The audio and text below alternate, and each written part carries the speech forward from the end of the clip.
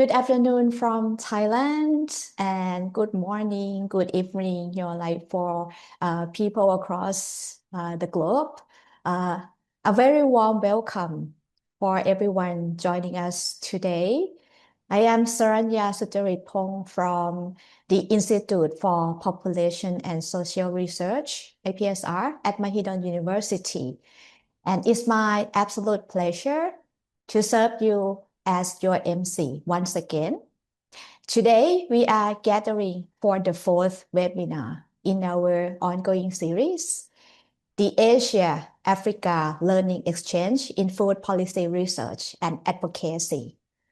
Our session today is titled From Local Action to Global Impact, Regional Collaboration on Food Environments and Food Systems in the Global South. Before we get started, let me remind for the service of interpretation once again.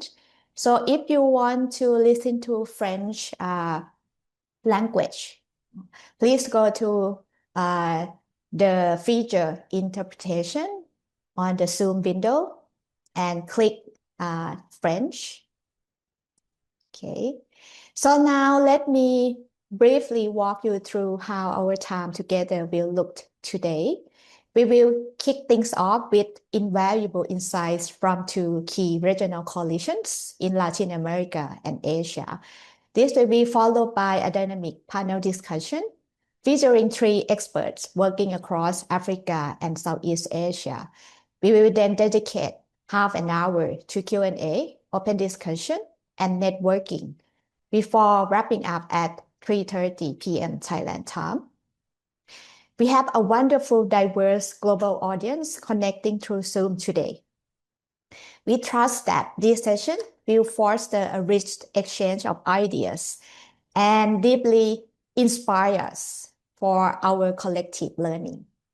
With that, let us begin. It's my pleasure to introduce our first speaker, Professor Camila Kovaland. Professor Kovaland is a medical doctor. She is now serving as a full professor at the University of Chile. She has been a key scientific voice behind Chile's food labeling laws and is here today representing COLANSA, Latin American and Caribbean Nutrition and Health Community of Practice. In her presentation, Professor Kovaland will be sharing us regional experiences from COLANSA, highlighting how collective action, community innovation, and local solutions can be scaled to build equitable and resilient food systems across the Global South. Professor Kovaland, the floor is yours. Thank you so much. Thank you for the invitation. I feel very honored to be here today, sharing what we have been doing in Latin America in the past years. And this is because I think we share a number of commonalities. One is that in our region, very similar to what's happening right now in Africa and Asia, for the past 2-3 decades, what we have been observing is rising rates of obesity and diet-related chronic diseases. And the primary underlying factor for these increases have been a change in our diets. We have been, for the past decades, replacing the consumption of healthy and natural foods by unhealthy foods. So about 2 decades ago, several governments in the region started to discuss and started to try to implement food environment policies, such as food taxes, warning labels. And in every single country, what we were experiencing when we tried to move forward with these food environment policies was a strong pushback by big food companies. So in every single meeting that we met in the region, we share our experiences. And a group of researchers and civil society groups arrived to the conclusion that really we needed to work together if we wanted to work faster and be more effective in the policies we were promoted. And the result of this discussion was the idea of creating this community of practice, COLANSA, that really with the idea of having three main goals. The first one was to have a space in which we could share knowledge and we could work together. The second one was the idea of strengthening our capacities to share our experiences, to work with other groups facing similar challenges and having a similar goal, and particularly to encourage those collaborations between South and South because we were facing similar contexts. And finally, what we really wanted was to act. We didn't want just to meet, to exchange, or to talk. Our final goal is really that things take place in our region in a different way. So we wanted to engage in policy action. The result, after more than 7 years, is right now we have almost 400 members, almost 50 organizations, and we have representation across almost all the region, including 23 countries. So as I said, our organization has three main activities. The first one is that we conduct research and we support research. The idea is to be able to conduct multi-country studies, to develop tools, and also work much more on implementation research, learning how we should be doing things and how we should be evaluating the implementation of good examples. We also have advocacy activities. We mostly do this at the regional and global level, and we support in-country groups to conduct national advocacy campaigns. We also have launched a website for communication for general audience. And finally, we also conduct some capacity building activities. This is both in the research and the advocacy area. As I said, the idea is to foster collaboration, South-South collaboration. So just to give you a brief example, and of course we cannot link the creation of COLANSA to this policy dissemination, but we think it's very much related to what we have been doing. In 2016, Chile, my country, was the first country in the region and in the world to implement a warning label, this black octagon. And we did it in combination with other policies. About 10 years later, this is the current situation in our region.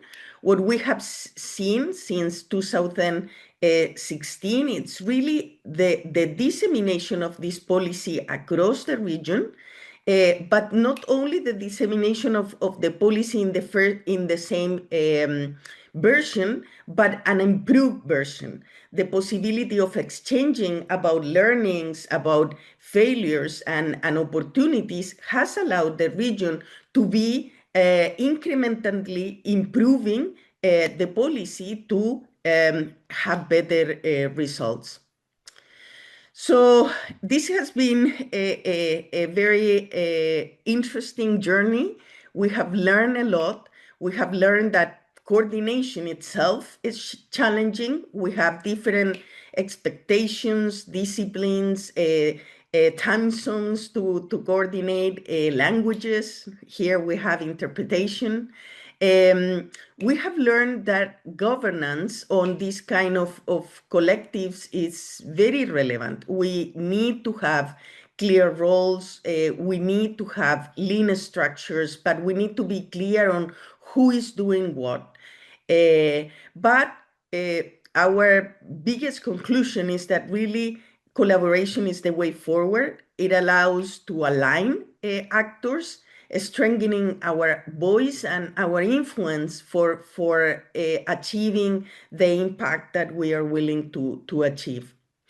So I'm going to end up my presentation saying again that I'm very happy to be here today, to have this opportunity to share our experiences with you all. I think we face very similar nutritional challenges.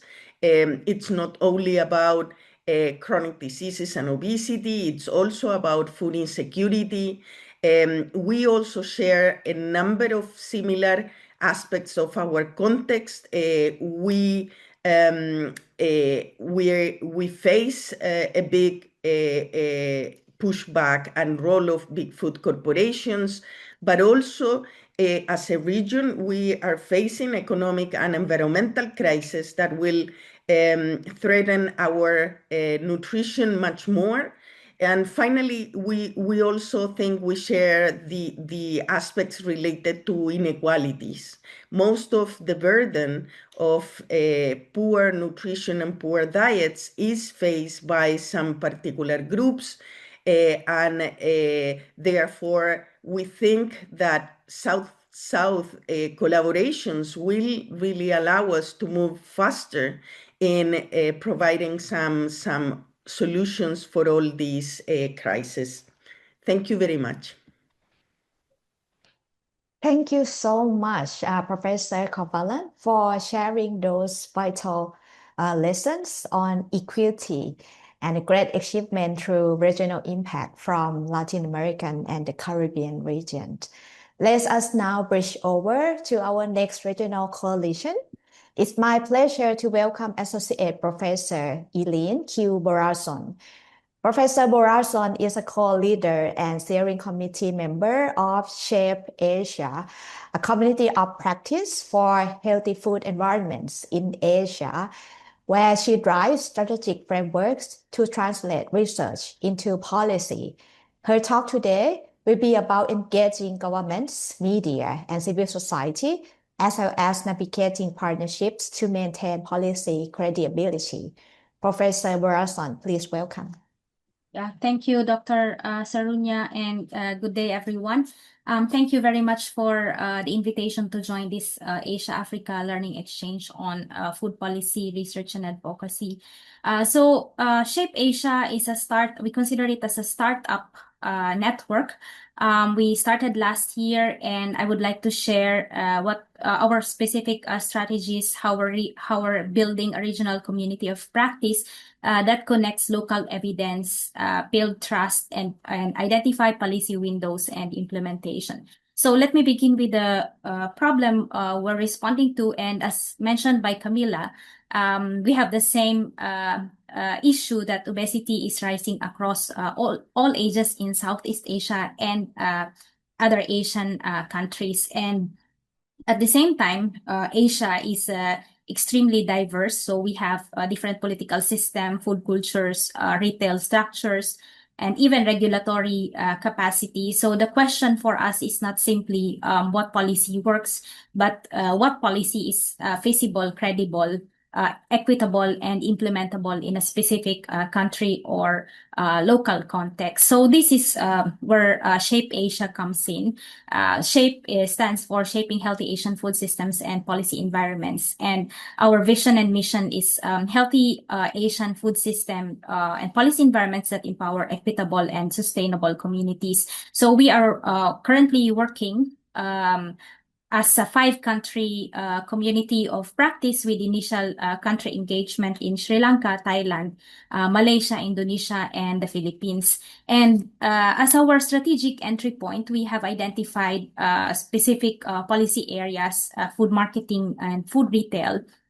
So these are where policy, commerce, public communication, and everyday choice intersect. So our focus on food retail was informed by our COFE study, which we did for the past 4 or 5 years in Southeast Asia, which showed that that retailers are critical spaces where food availability, affordability, visibility, retailer decisions, and consumer choices come together. So this made food retail a strategic entry point for Shape Asia's work on evidence to policy translation. So across the 5 countries, we see different policy advocacy priorities. So for example, Sri Lanka is looking at restrictions on the promotion of red coded foods to children. Thailand is reviewing their mandatory warning label policy, while Malaysia is working on consumer empowerment and digital marketing guide, and Indonesia is focusing on improving their school food retail environments, while the Philippines is working on the front of pack labeling policy. But we know that the work is not linear. There is policy progress, but of course there are also recurring challenges in terms of like building trust or working across diverse cultures, sustaining engagement, and sharing knowledge across country, plus demonstrating impact and strengthening leadership. So this is why we identified our pathway, which is built around 5 linked elements. So we generate the evidence, we want to build trust, we identify policy window and implementation pathways, and of course the learning loop component. So first is evidence. We know that food environment policy must be grounded in local reality. So we try to understand in the retail context, for example, what is being sold, how retailers make decisions, what consumers experience, and what existing policies allow, or where the gaps are. And second, in terms of trust, we know that evidence does not enter policy automatically. So we need to work we need to work with different interest holders and let them see that the evidence are credible, relevant, and usable. And of course, the policy window, so we look for moments when evidence can connect with government priorities, local mandates, public concerns, or institutional readiness. And fourth is implementation, where policies must be translated into concrete practices, not only written as recommendations. And learning, we need to document what works, what does not work, and what can be adapted across Asian countries. So in practice, Shape Asia works across several groups. Researchers generate and translate evidence, government actors open policy and implementation pathways, and civil society help amplify accountability and equity, while the media and the youth shape public salience and demand. And responsible retail actors can also help us test feasible changes, but only under appropriate safeguards. And of course, we are not forgetting the international organizations and development partners. So our way of working has 4 parts. So first is evidence synthesis. So for example, we do policy mapping, landscape review, stakeholder analysis, and evidence synthesis. And we do dialogues and trust building. So we work with advisory groups, we generate policy briefs and media-ready messages. And of course, we do participatory action, where we co-design with users, retail pilots, and implementation feedback. And last is policy influence, where we create ordinance pathway. We identify ordinance pathways, regional comparison, and monitoring agenda. So one concrete example that we have started in the past, since last year, for example, in the Philippines, we are exploring healthy food retail as an implementation pathway. So the process began with generating evidence. So we did store audits, retail interviews, and policy mapping, and this helped us understand not only the health problem, but also the operational realities of retailers. Then we co-design. We work with local government, retailers, and other stakeholders to ask what is feasible, what can be changed without creating excessive burden, and what changes are meaningful for consumers and acceptable for implementers. Then we move to practical retail nudges. These are example would be healthy checkout, eye-level placement, and shelf talkers. But we also do not stop at the pilot stage. The question is how this local experimentation can inform policy pathway. So at the local government level, for example, the participatory process has helped open discussion around a healthy food retail ordinance, implementation guidance, and monitoring commitments. And of course, we consider learning where the essence of moving from local action to broader policy impact would be considered, and it can show what is politically possible, feasible, and socially acceptable. And the key issue for Shape Asia is how to maintain credibility while engaging with different forms of powers. So we know that food systems involve different interest holders, including media and private sectors. And we cannot pretend that retailers and food businesses are absent from the food environments, but engagement should be sensible. So it means for us, it means that public health comes first, and that engagement should not weaken the public interest goal. Second, transparency is essential. So roles, interests, and possible conflicts must be declared and clear. And third, the right forum, forum matters. So there's difference between consulting implementers on feasibility and also allowing commercial actors to shape policy standards. And fourth is there must be evidence boundaries where researchers must protect the independence of data interpretation and recommendations. And then we can use compliance incentives carefully. So for example, in some contexts of last year in 2025, the Philippine government released requiring publicly listed companies for ESG reporting and responsible business commitments. And this created openings for retailers to improve their practices. And so we suggested that this should support public health goals, but not replace regulation or accountability. So what does Shape Asia add to South-South collaboration or global South collaboration?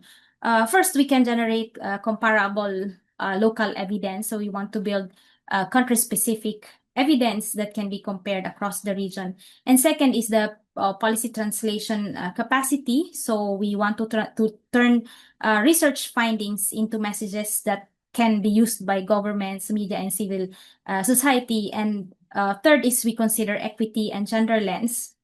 So we ask who benefits, who bears the burden, and who is missing from the decision making. And the fourth is the create credible engagement rules. We need to engage implementers when appropriate while protecting public interest policy spaces. And fifth is the sustainability beyond projects. So regional collaboration should not depend on donor timelines, but it should create shared agenda or leadership and South-South learning. So for us, local action becomes globally relevant when it generates learning that others can adapt. So we want to contribute to make evidence credible implementation possible, and of course policy learning collective. Yeah, thank you very much. Thank you very much, Professor Borason, for those insights on translating evidence into action and building trust across Asia through Shape Asia. So explore further how these regional efforts link research, policy, and community actions. We will now be transitioning into our joint panel discussion. We are honored to bring together three expert perspectives. First, Professor Adama Diouf, full professor of nutrition from Senegal, representing REPSAL, the West African Research and Policy Collective, whose work focuses heavily on government-led food system transformations. Our next panelist is Mr. Pat Soban, an agricultural specialist joining us from Great Cambodia.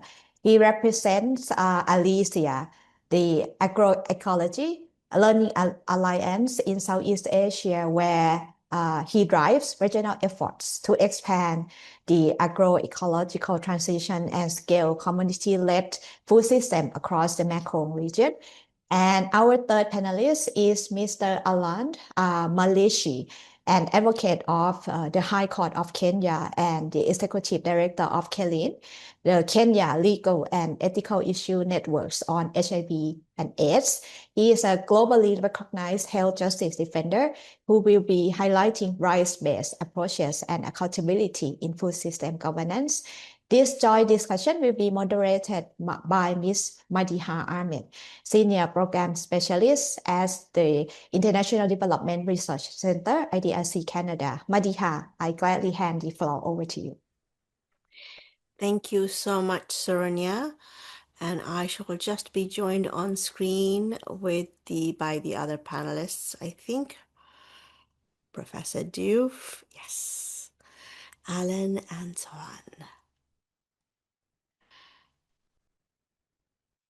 Perfect. Excellent.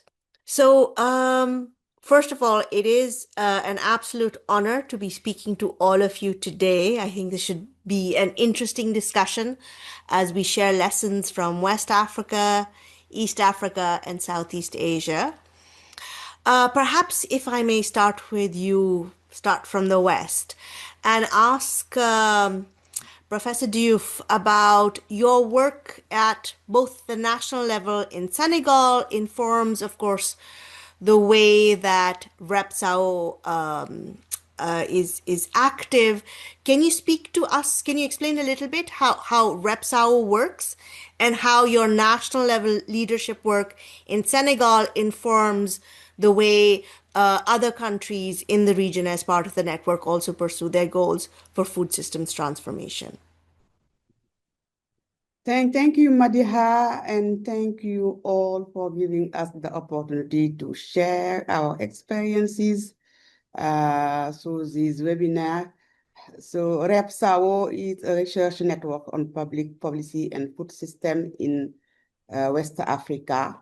And it is established in 2019.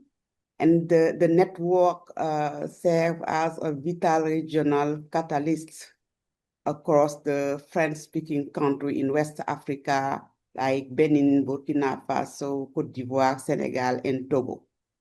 And the network relied heavily on existing national multi-sectorial platform in each of its member countries that bring together government, civil societies, academia, and development partners to drive its research, advocacy, and policy benchmarking. And the REPSAO have established a research agenda, a regional research agenda focused on generating context-specific, evidence-based data to bring the gap between academic research and the implementation of the double duty policy in the African region.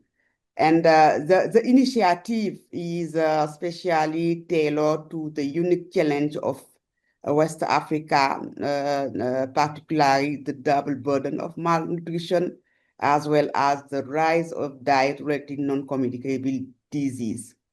And we in the REPSAO have understand that by addressing the evidence gap and translating this evidence into knowledge and best practice, the agenda we build aim to prioritize the development and the adoption of double dirty food policy bundle as a critical part of Africa for the food system transformation. This is the REPSAO, which is a regional network, and especially in the REPSAO is not, our approach is not extend beyond evidence generation, sure. We also focus on operational results through the participatory design of common strategy for monitoring and transforming food environment. And a core pillar of our strategy is to enhance stakeholder dialogue and to ensure the accountability of national policymakers and regional organizations. And we are sure that by demanding that evidence inform policy, and REPSAO is committed to building a transparent as well an inclusive framework that empower decision maker in the West African region. So at the national level in Senegal, we have set up a multi-stakeholder coalition that serves as a strategic multi-sectorial dialogue platform And this coalition is designed to catalyze the engagement of both government and local communities in the development and adoption of the double duty bundle policy, and to see, to identify the operational mechanism necessary to develop, strengthen, and adopt this food policy in order to ensure universal access to healthy, sustainable, and equitable diets.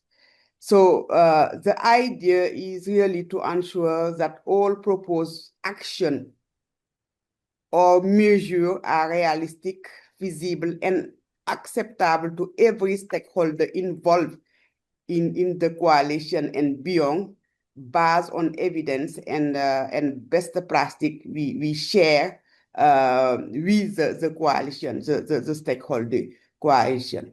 So this is what we are doing in the region through the REPSAO network and at national level in Senegal with the stakeholder coalition. Over. Thank you so much. I'm actually going to use that and pivot to Alan, because as Professor Diouf spoke about Senegal and other countries in the region thinking about double duty policy bundles, Kellen has been part of a very effective, diverse coalition in Kenya pushing again for policy change and for these double duty policy bundles. But increasingly, you're looking to the region, looking to expand. Can you speak to us a little bit about how you are thinking that through and what lessons you're taking forward with you? Thank you, and thank you for having me and building up on my colleagues' contributions from West Africa and their experience. I'd want to say that Kellen works at two levels. Kellen works at the national level, where we have national partners who are part of a food coalition, and that coalition includes different players. We've got partners who are good in research. We've got partners who have a connection to the community, and in this case, it's a National Council of Churches. And we also have partners who are working on matters NCD and actually communities affected by issues of NCD. And we also have colleagues who work on legislative affairs issues. So at the national level, we bring a coalition together of different partners that began its work last year, but now gaining some momentum with the support of various partners to try and align on what we're able to do nationally. And so consequent to that, we have also begun work with the support of IDLO, and we are working with partners across 5 countries now in Kenya, Uganda, Tanzania, Ghana, and Mauritius. And again, the goal here is to support healthier food environments through the legal, that is the laws, the policies, and accountability approaches. And as we are thinking about expansion, we are not only asking where to work next, but also how to strengthen regional collaboration. That what we are advocating for in Kenya, how is it relevant to the colleagues in Uganda? How is it relevant to the colleagues in Tanzania? How is it relevant to the colleagues in Ghana and Mauritius? And for the case of Kenya, Uganda, and Tanzania, who are in a regional bloc called the East African Community, how then is that relevant?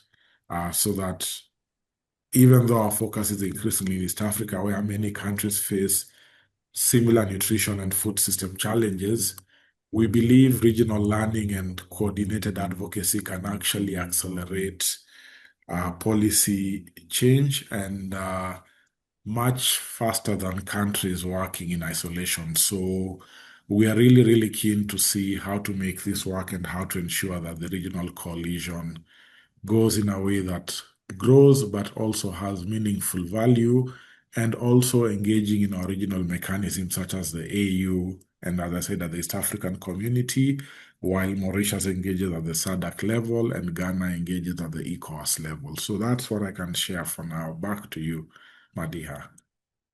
Thank you. Complex but very important, critical work. I'd like to ask someone actually to share his experience because the network that you are part of is slightly different from what we've discussed so far. It's actually starting a lot with focusing on the production and distribution side.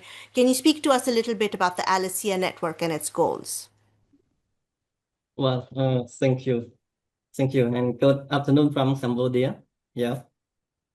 So again, my name is Sovan. I'm represent from Gareth and Alicia Networks based in Cambodia. Well, so for sure, the topic of what I share is focused on production, on the practices, but also partly contribute to the policy as well, what the network doing. Wow, so back to your question, I address what is the network. Yeah, Agroecology Learning Alliance in Southeast Asia. Yes, it is the multi-stakeholder network promotes agroecology in the Mekong sub-region across 5 countries. We have in Cambodia, Laos, Vietnam, Thailand, and Myanmar. So in the region, the network had a diverse membership, over 200 members as organization, including NGO, research institution, government bodies, private sector, farmer organization. Yeah. So our objective, we focus on three core objectives for the network. One is focus on the knowledge exchange of agroecology among the network and agroecology actor in the regions. And second, focus on build visibility and credibility of the member with on agroecology practice, on agroecology movement to policy maker, to consumer, to support and understand more about agroecology. Well, and the third objective, we focus on scaling up agroecology practice in the grassroots, that we work with our member to how to support and engage member with the individual farmer to adapt to agroecology in their farms.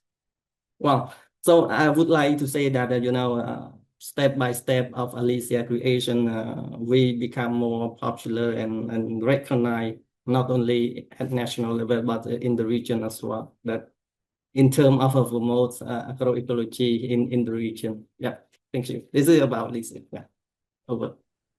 Excellent, thank you. And I'm going to stay with you because we heard from Professor Corvalon and Borazon. Both of them shared with us the challenges that they have faced as they've set up and expanded and worked in coalition. Could you share with us maybe one or two, let's say, some of the challenges that you have faced and how you've tried to overcome those as you, again, you're also in the earlier stages and as you seek to expand and scale? Well, thank you. Yeah, for the challenge. For sure, I can say that when we work when we support the network, create the network, we met several challenges while we work with several organizations. Like I mentioned earlier, we gather more than 200 members. So there will be different needs, different perspective from the member organization while we gather diversify of member. Well, so today I would like to share 2 challenges for that we face. One is the focus on the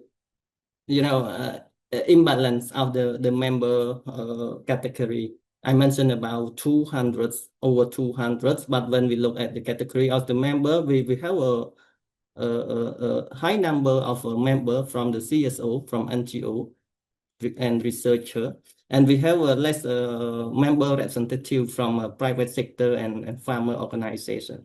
So it means that when we work on the assessment about the member need, about the strategy for Alicia, we will get more voice, get more impact. It means we can receive more impact from the CSO while they have about those categories as high numbers.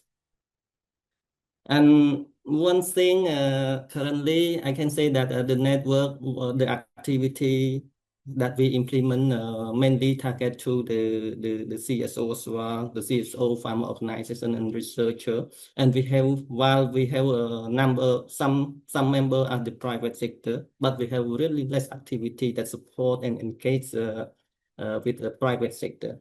So it is the two main challenge that we face. Well, so to overcome, I would like to say that, one of I can say the core strategy for Alicia, we want to engage inclusive, to engage the inclusive of involvement of the member. So I can say that to show those challenge, first we focus on engage member directly into the working group where they interest. For example, we in the network, we create the working group on policy. So it's open for the member who interest on those topics. They can join in the working group so that they can share their perspective. They can join building a common need focus on policy or specific topic together. And secondly, to have the representative of a member category, Alicia, we established the board member, and the board member, we dedicate a seat, one seat for one category of a member representative. For instance, one seat as board member represent of farmer organization, one seat for NGO, one seat for researcher, one seat for private sector. So that when we build a strategy or develop Alicia activity plan, we receive, it means that we receive all the perspective, all the recommendation from the diverse, I can say diverse voice of the member representative. Well, so I can say this is, these two ways we make Alicia ensure the inclusive and joyful from the member representative. Yeah, thank you. Great, thank you, and good to hear that. Well, as you say, it is quite a challenge, and it seems that you're really trying your best to overcome it. So hopefully, we will see the fruits of that work very soon. Professor Diouf, if I may channel that same question to you. We've just heard how the main challenges Alicia is facing and how they're addressing them. When thinking about work both in the region or even nationally, for you, what would be top of mind in terms of challenges, and how have you been thinking about addressing those? Thank you, Madiha. Coordinating a network and coordinating like the diverse stakeholder with competing interests remain a core challenge in achieving unified policy goal. Because the country member of the network are not in the same level in terms of policy development or food system transformation. So that it is really the big challenge is how to have a common agenda in the transformation of food system. And the other challenge is the slow adoption of scientific evidence into actionable government strategy, and the persistent and timid use of research data in policy making. This is really a challenge we are facing. But also the political instability in the region and the institutional shift, which really threaten the continuity of multi-sectorial platform, often stalling innovations that require strong consistent government leadership. So really, the challenge is the coordination into the network and across the different country members, the slow adoption of the evidence, as well as sometimes this political instability that affects sometimes the functioning of the platform. And to address these challenges, then we prioritize the institutionalization of evidence by integrating research directly into, for example, in Senegal, into national strategic plan and legislative framework. And a critical strategy involves fostering accountability through permanent dialogue, maintain the dialogue, creating opportunities to share evidence and to really share best practice across the REPSAO or the national stakeholder coalition, and holding decision maker responsible for implementing research back recommendation. We think that also to address this challenge, leveraging regional collaboration with regional organizations like ECOWAS will help harmonize action across border and sustain momentum through long-term local capacity building. This is some challenge we are facing, and how we try really to move forward by maintaining the dialogue at national and regional level. Over to you. Thank you so much, Professor Diouf. And I admit I was personally very impressed by seeing how your team, you talk about sharing best practice and how you've reached across other countries and worked closely with those in Kenya and Ghana. And that has been very useful. So thank you for sharing. Alan, if I might ask you a slightly different question, and I think this speaks to Kellen's expertise in particular. So one was sharing in LSC, of course, they work with private sector, but there we're talking about small scale holders.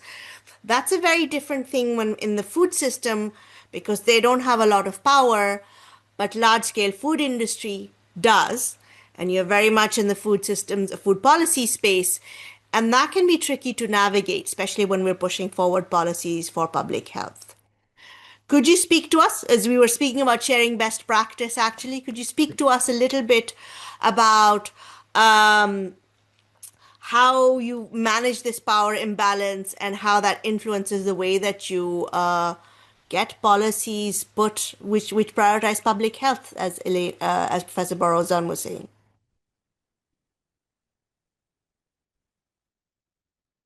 I'll try to see how to address that while building up on what my colleagues say. Let me start by saying one of the challenges we face, even before I go to that, is that when you're working in this food space, my experience has been, the food system is governed by many sectors. You've got Ministry of Health that is concerned about public health. You've got Ministry of Trade that wants to ensure trade is happening. You've got Ministry of Agriculture that wants to ensure production is happening and that there's economic growth, investment, employment. And so bringing those interests together becomes quite a heavy lift of work. Now, adding to those interests, you then have the private sector, or those involved in manufacturing, who have a greater interest to see that their products are consumed, their products are sold, they make profit, and they are able to sustain. And so that becomes an area of challenge for us, because people commonly refer to it as industry interference, and it's become one of the most significant challenges in advancing healthy food environment policies, because the same way the Ministry of Health, Ministry of Agriculture is supposed to consult everyone, you also have to consult the industry. And our experience has been, especially in Kenya, with the development of the nutrient profile model, the evidence Professor Diouf is talking about comes from all people. So it comes from our civil society, it comes from the industry. And so it becomes a very difficult balancing act for the Ministry of Health to determine what is right, what is wrong, but also appreciating that from us as a civil society perspective, we work on limited funding and knowing what the funding landscape looks like. If the government is calling for multiple engagements, you may only be able to sustain a few, but for the industry, that would never be a challenge for them to hire experts to be able to bring evidence into the room, to be able to fund the actual activities the government wants to be able to happen. And so this is something we have to be very cautious about, and this is something that we struggle. And my submission here is that we are not saying it's bad for the industry to engage. We are saying even as they engage, they must be honest in their engagement. They must bring evidence that is not skewed or tilted towards promoting their products. It must be a threshold that is informed by science, that is also informed by the effect some of these unhealthy foods are having on people. And that's where we try to strike the balance with government agencies. Say, yes, take in the evidence, but look at it against what has WHO said. What are your NCD prevalences in the country? How are children being affected by marketing? And balance that to be able to come to a level where you address this. We've also learned to try and proactively get the industry to disclose information about their products early enough so that that information is then broken down to the public in a way that they can read, they can understand, and they can then make their own decisions as to whether am I okay to consume food that has got a higher amount of sugar than what is prescribed for my body? Am I comfortable to take food that has trans fats? So that then it is up to the people to decide. We're not telling people that don't engage with the industry, but know there are risks of taking this. So that's another approach we continue to take, of saying we are working hard to get information, break it down, and move it forward. I think the last point I'll make, so that we then still have for more room of discussion, I think working closely in coalitions, especially with consumer groups, affected community, professional associations such as nutritional bodies, researchers, and public health advocates is very essential, because as one civil society organization, you may not be able to bring everything on board. So you have to think through, who else do I bring in the room to help me manage this particular imbalance that comes into play when certain players are stronger than others. So I think looking ahead, we see the value in sharing these lessons across countries. That's why the regional approach is then helpful, because what one industry does in Kenya, they may do it in Ghana, they may do it in Mauritius, they may do it in Senegal. So, and sometimes their strategies shift between regions. And so we need to know how to learn from each other to be able to strengthen the governance and, of course, safeguard public health decision making. So that's my long and short way of trying to respond to you and bringing things into perspective of what's happening across the board for us. Thank you so much, Alan. And I also see an echo of what Professor Korvalan had spoken about governance and how critical that is in our bid to shift food systems. I see that we're running out of time, although this is so fascinating. I might then, Sovan, use this moment to ask you perhaps a forward-looking and optimistic question. What is it that really excites you about the work that you're doing in coalition and about what you're hoping to change? Can you share with us? You'd like me to start? Yes, please do, Alan, and then I'll go to Sovan after. Okay, great. So I think what really excites me about the healthy food environment policies is that they're increasingly being recognized as essential public health interventions, not just simple nutrition issues. People are realizing what you consume, what kind of lifestyle you lead, from childhood to now is likely to affect you. Many years ago when I was younger, this was not an area of concern. And when I go back to looking at the adverts that were running on televisions and radios when I was much younger, I fear why I don't have any NCDs at the moment, because foods with high sugar, trans fats were all being advertised with no caution, and they were told they're bringing energy and it's a perfect start to the day and breakfast. And now is when we're knowing, because for those of us who are parents are now conscious around what are our children eating, what is it likely to lead to, are they likely to face something? So the fact that people are now seeing that healthy food environment policies are essential public health intervention is quite important. And I think we are seeing growing interest from governments to pick up this issue, civil society, donors and researchers.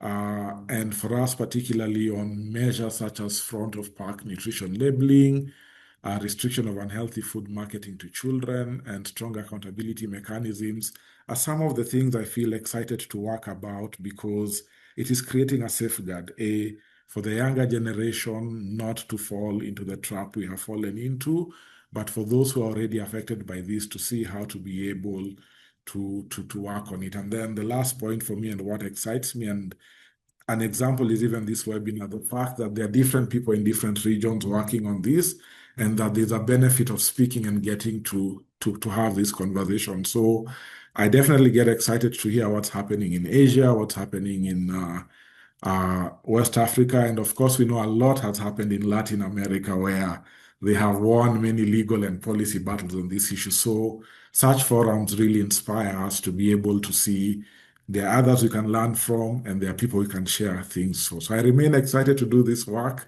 and remain fully committed to it. Over. Fantastic.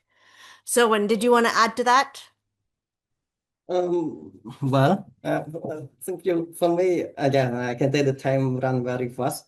Well, so for me, I cannot say I excited. It's the collective excited among of the network member. So I would like to highlight two key actions that we really excited. One, I can say we are recognized, or at least there is a network that we create space for members to exchange their knowledge, that they can join the network. They can not only learn from the member, but they also bring their experience, their knowledge to exchange with other members as well. And one thing, in the network, we create the knowledge hub, we just launched last year. That the knowledge hub is not the place that we gather the knowledge resource and share to all the agroecology community, but it's also the one place that provide visibility of members' experiences, and also their organization as well, that work in support and promote agroecology in the region, that they cannot say only in their country, but the network can promote in the region as well. And one thing, another thing I focus on, we contribute to the policy. We contribute in policy engagement, not only national level, but also in the region as well, that we work closely, engage with national policy platform. For example, in Cambodia, we work with CASIC, which is a national government platform working promote and scaling up agroecology in the country. And the same we work in Laos, in Vietnam, with the national policy platform to push together in promoting agroecology. And at the region, we also contribute from national to the regional as well. And then we can bring from the regional perspective of agroecology practice to inspire to the national implementation as well. Yeah, I can say, we brought out, we excited in promoting agroecology in the region, and contribute to the policy engagement at both national and regional level. Well, thank you. That sounds ambitious. That sounds fantastic. And I hear an echo of what Professor Barazon had talked about, the learning loops, connecting the national to the regional and regional to the national. Sure. Thank you for sharing, Soan. And the last word will be yours, Professor Diouf. Do you have anything to share with us? Guidance, comments, words for the future and what you anticipate. Thank you, Madiha. What excite me about the future is the way Repsao is leading the transformation of food environment, shaping future policies that guarantee sustainable, equitable, and healthy diets by building a robust and sustainable research foundation. And also, what we in the Reptao, what we are trying to do is standardize our tool and prioritizing the context evidence, the context-specific evidence. And we are creating a scalable model for national and regional collaboration, which is very, very exciting. And I am especially inspired by the momentum we gain in Senegal as well across the region. And exciting by also inspired by what are ongoing now in the continent, in Ghana, in Kenya, in South Africa, as well as also in the ASEAN region. And ultimately, I think what is really exciting also in the future is to really engage, to really strengthen the youth engagement in the food system transformation agenda. Because at the regional level as well as at national level, we really work with the multi-sectorial platform, but the place of youth is really limited, and we know that youth engagement can be really a lever for the advocacy toward the adoption of the food policy, to address the marketing, for example, of unhealthy food, to really communicate sensitive the population about the consumption of unhealthy foods, which are really very nocive for the health and nutrition outcome of the population. So really excited to have more opportunity to collaborate, to share with all of the stakeholders, the organizations, the network around the African as well as the Asian region. Over. Thank you so much. And yes, definitely something to look forward to. And we appreciate your leadership in all of this work. May I ask, I do think, unfortunately, we are at time and we should open up for a more interactive part of the webinar. But please join me in thanking our fantastic panelists and our earlier speakers. Virtual applause, since we're all online. Thank you so much. And with that, let me just open up to the room. We have this last half an hour is an opportunity for us to be interactive. If you wanted to hear more from any one of our speakers, this is an opportunity to do so. If you wanted to share something from your own work, please feel free to do so.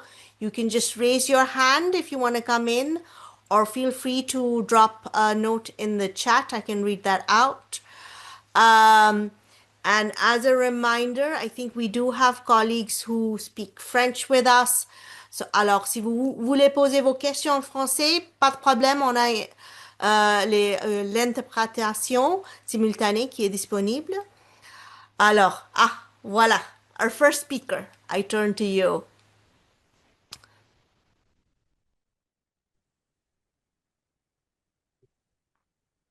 So thank you, speaker, and then IDRC to organize this sharing experience. I think that always very highly interesting about the food system, because everybody need to eat. So I think that we are also member of ASEAN Vietnam. So I'd like to share a little bit adding in the Mr. Sovan sharing that in Vietnam we agree with Kaylin that the most important is that food security and public health not only coming from Ministry of Health, not only Ministry of Trade, but also Ministry of Agriculture. So the effort to make different ministry working together. So in Vietnam, we try to institutionalize under the food system action plan that's been coordinated by Prime Minister in order to make different organizations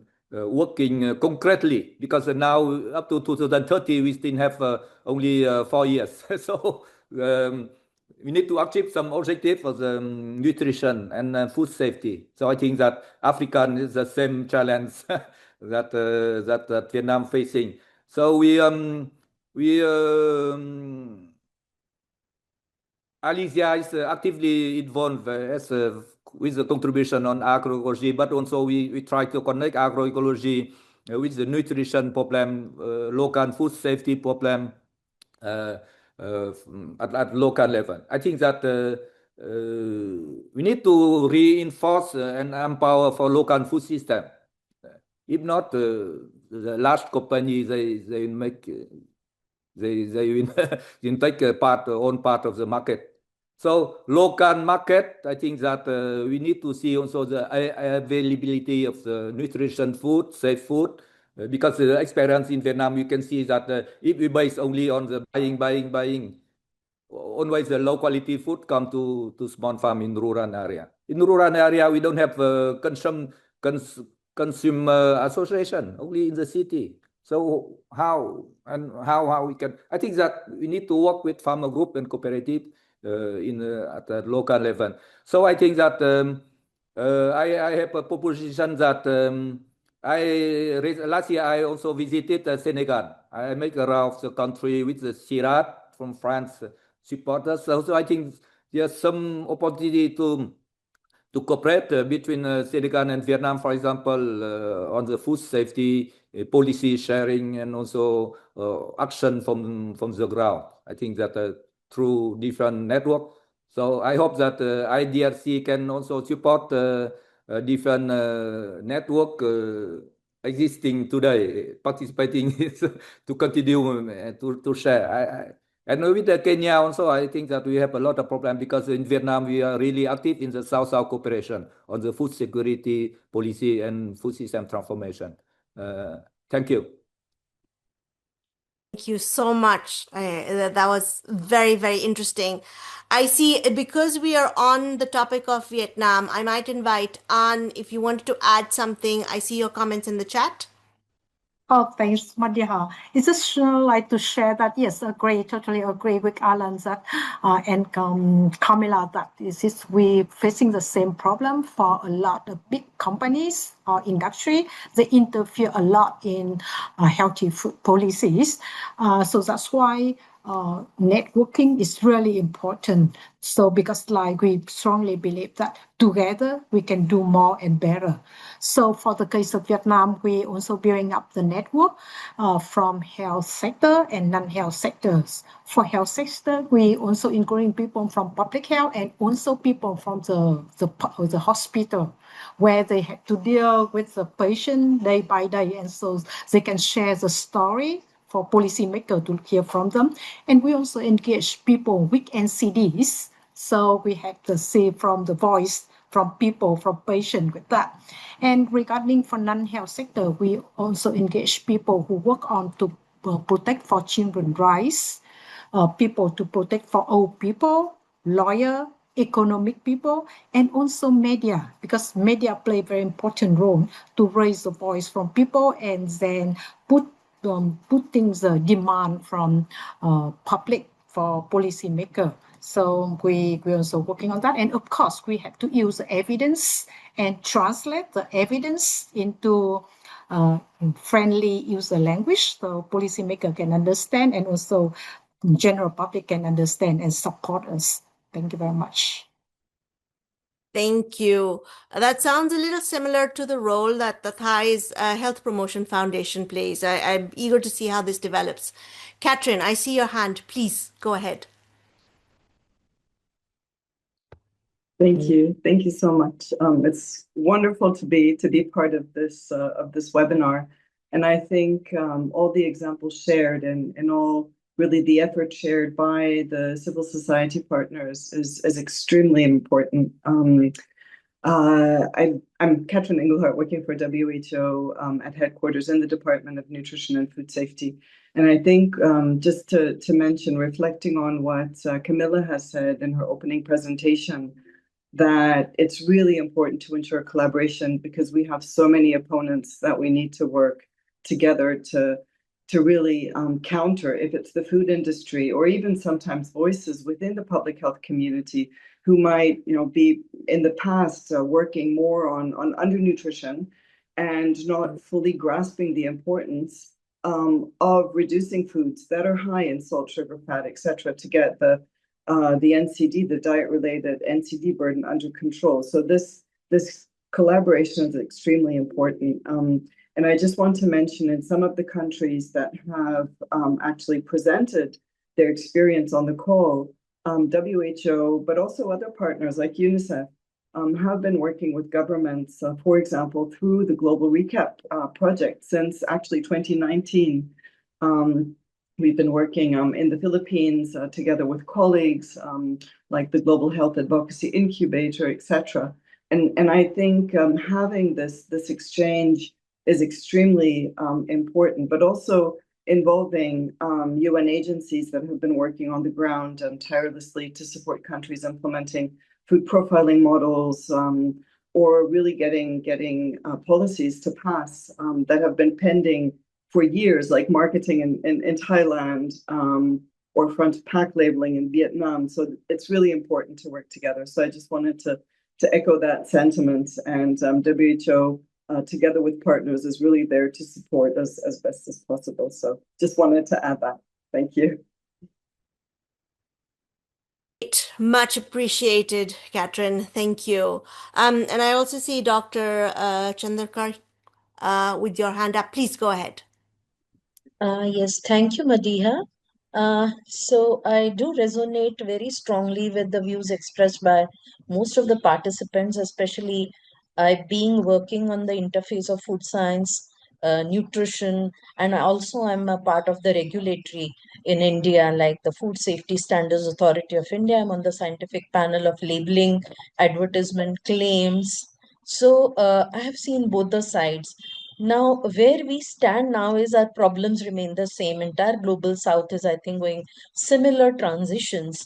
And what we really need to do and what is happening in India is essentially we have a demographic dividend where we have a large young population now, and at the same time we are seeing increase in obesity in young and adolescents. So we really need to work on that. The problems expressed by several people regarding the interference of food industry, maybe that's a very strong harsh word, but for a better word, maybe we continue to do that, and as part of regulatory, I do not mind you saying that. So this is where my research comes in handy. We are trying to push across definitions for HFSS foods. How do we define HFSS foods? We do not have a definition. The nutrient front of pack nutrition labeling system, what nutrient profiling to be used, because our foods are different from the foods that are there in other countries where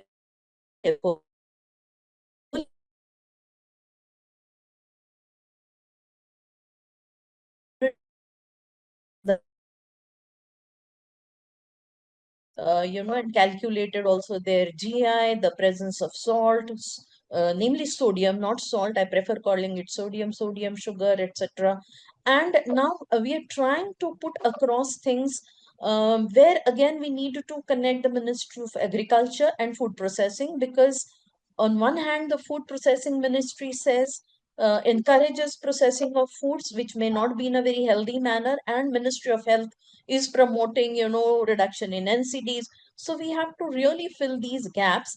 And when we have seen both the sides of the picture, the increase in obesity, the kind of foods that are being sold, how traditional foods that are being, and the indigenous people's food practices, where very little fat is used for cooking food, and they have a very indigenous and healthy way of cooking food. All these are disappearing because of excessive marketing and convenience of some of these packaged foods that are not so healthy. So I really feel that the global south has very common problems. If we learn from each other and from our own traditional wisdom, try to preserve our indigenous food system, indigenous food practices, I think we'll be doing well for ourselves.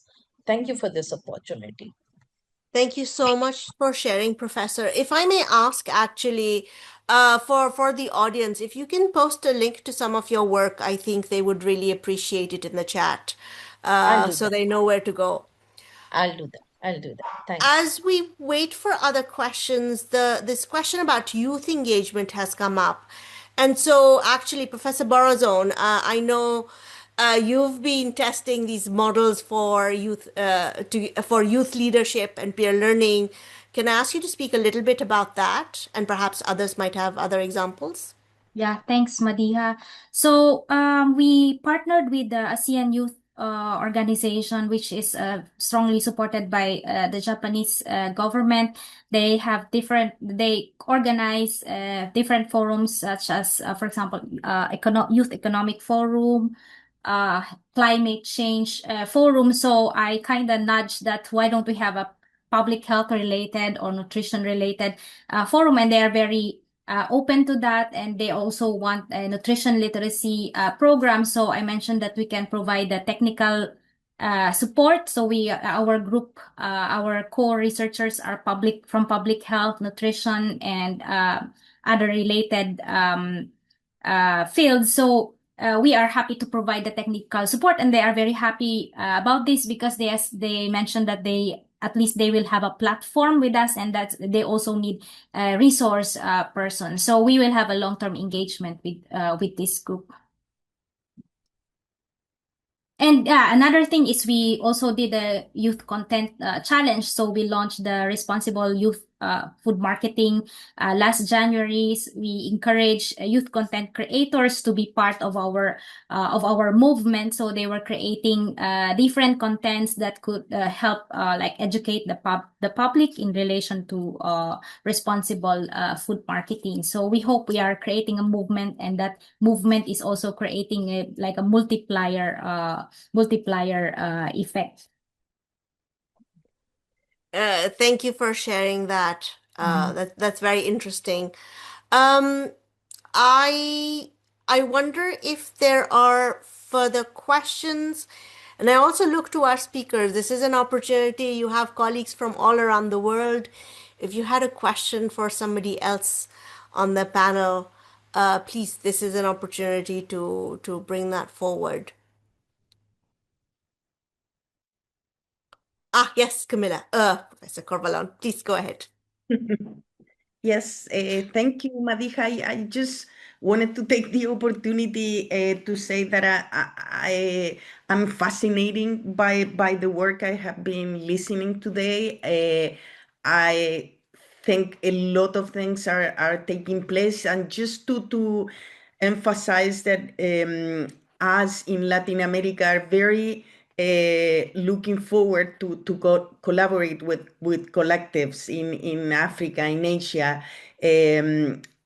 We are trying to expand on, for example, all the examples that have been shared on agroecology, and how do we can scale up that at a policy level. On some of the legal aspects, we are very much interested on how do we create transparency frameworks that allow us to actually move forward on policy making without such a big interference of the big food companies. A lot of being learned from tobacco and alcohol, and as Alan was mentioning, also from other areas. So how do we extrapolate some of those learning to create a stronger legal framework? And of course, on the food environment space, a number of common challenges with the lane in marketing, and as Professor Sunita was saying, nutrient profiling that respond to our context, that are strong, that allow us to push forward on the work we are doing. So just emphasizing that we post our contact on the chat, and we will be following up to see if we can connect on longer one-to-one interactions, but really open also to contribute as we can. Really, in Latin America, this has been a very a process very based on trust and solidarity. And I think it was several times mentioned here that we don't have all the resources, but we have this opportunity of sharing resources. And probably that's the way forward, because we will never have similar capacities. And also stressing that we are a lot into elevating the voices that are not currently present on the discussions, and we very much agree on the necessity of creating systems on the long term in a sustainable way that allows that to happen. So just reinforcing and taking the opportunity to thank for the invitation to be here today. Thank you. Thank you so much. Soan. Well, thank you. I have 2 points to react with the participant who share. First, with An Nguyen from Vietnam, that you mentioned that in the public health create the network to promote and also work with journalists as a platform that can promote to the citizen and also the policy. For Alicia networks in Vietnam, we also not in Vietnam, in the region, we also engage with journalists as well. So currently we engage more than 50 journalists by providing capacity building on the knowledge of agroecology and make them to understand how the farmer produce, and we want them to increase their article, their video report, and share broadly to the citizen, also target the policy maker as well. So I think, with as you work with journalists, in promote nutrition and public health. So I think probably we can have something to work together, how to promote agroecology to the journalists, to your journalist network, to understand the safe food in the ground, contribute to nutrition and public health. Well, I think my colleague here from Vietnam, probably you know each other, and we try to, I don't know how we make contact for the future. And back to Yes, thank you. Professor Dao Thế have my contact already here, so we can discuss with him. Yes. And by the way, I'm just sharing that we are also piloting to work with our KOL and KOC. Because they are key influences, so sharing from that. But it is still piloting, because it's not easy to work with those people, and then usually it's not our traditional way. So when we work with them in this August, and we could share our experience and lesson learned as well. Yeah. Wow. I love to see it. Connections being made. Absolutely fantastic. Yeah, and one thing, thing. Go ahead. One thing with Elenia, for you mentioned about youth. So I can say we are really interested on this topic. Currently at Alicia, we work with our member by conduct assessment of youth, mapping youth involvement in agriculture, and we found that the number of youth really small number interested not only in the farm but also in the university as well, that the less number of youth interested in agriculture, that at least they also focus on this topic, how to engage more youth involved, not only in the production side, but probably we also focus on how to engage them into the university, into the market system as well. So yeah, I think probably we need to contact for further detail how to engage with youth based on your experience and from us how to engage, to learn from your experience how to engage youth more to involve in agriculture, in agroecology in the future. Yeah, thank you. Brilliant. Alan, we have a couple of more minutes, so I I'll turn to you. be very, very brief to just emphasize on the youth part and our experience. I've shared a link to our Food Policy Coalition, but our experience is how do you break down this information for them to be able to understand and consume it where they find it in their WhatsApp groups, on social media, particularly TikTok and Instagram. So that has been our experience of if you've done a research and a market survey around certain foods and certain issues, then the key point is breaking it down and reaching them in a language, in a mode, and the means they understand, because partly that is the target of the people, and those are the same platforms where they consume information about some of these foods that are high in sugar, high in sodium, and high in trans fat. So just wanted to add that point, and always happy to interact with folks who are working on this area of work. Thank you. Brilliant. Thank you. With this, though, I think we're near the close. I will, again, a big thank you to all the speakers, to the participants. This is a very interactive and fantastic session. We'll hand back to our hosts and organizers at University of Mahidol. Okay, thanks very Yes, much. fantastic. Yeah, Madiha. Unfortunately, we have come to the end of our Q&A. And although time always flies when the conversation is very rich, I think we can all agree on the immense value of cross-border regional networking highlighted today. Before we officially close, I would like to warmly invite everyone to stay tuned and mark your calendars for our next event in this series, which is scheduled for this coming October.